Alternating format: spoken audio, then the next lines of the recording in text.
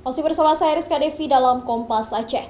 Saudara, pekan ini harga beras di Banda Aceh dan Aceh Besar terpantau mulai turun. Di Pasar Induk Lambaru Aceh Besar misalnya, harga beras medium dan premium yang berasal dari Kabupaten Pidi turun Rp5.000 per sak ukuran 15 kg. Sedangkan stok beras sudah mulai ada kembali di sejumlah sentra grosir beras. Beras berbagai merek yang berasal dari Sigli Pidi, baik jenis beras premium maupun medium, turun harga Rp5.000 per sak ukuran 15 kg. Seperti beras tangse, kualitas medium dari harga sebelumnya Rp205.000 menjadi Rp200.000 per sak.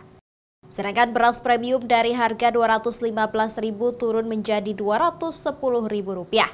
Walaupun mulai turun, namun untuk beras eceran harga jual masih sama dengan harga lama. Beras premium Rp24.000 per bambu dan medium Rp23.000 per bambu. Menurut pedagang, sentra produksi beras terutama di Sigli Pidi sudah mulai panen. Sehingga pekan ini stok beras dari Sigli Pidi cukup tersedia untuk memenuhi kebutuhan masyarakat. Sementara beras produksi Aceh Besar saat ini masih bertahan pada harga lama karena beberapa sentra produksi belum panen. Perkiraan pedagang beras yang berasal dari Aceh Besar akan panen pada Desember mendatang. Hari ini Bang, udah ada penurunan harga beras. Dari kualitas medium, penurunan harga dari daerah Sigli Bang. Karena faktor di Sigli lagi panen Bang.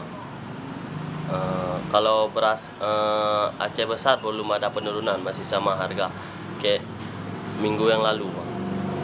Yang seperti yang premium, yang medium sekarang harga jual dari Rp205.000 sekarang bisa jual Rp200.000 Bang. Udah turun Rp5.000. Yang premium jual Rp215 sekarang bisa jual Rp210 Bang. Harga beras cadangan pemerintah yang berasal dari Bulog juga masih bertahan dengan harga lama. Rp57.000 per sak ukuran 5 kg dan Rp11.500 untuk harga eceran.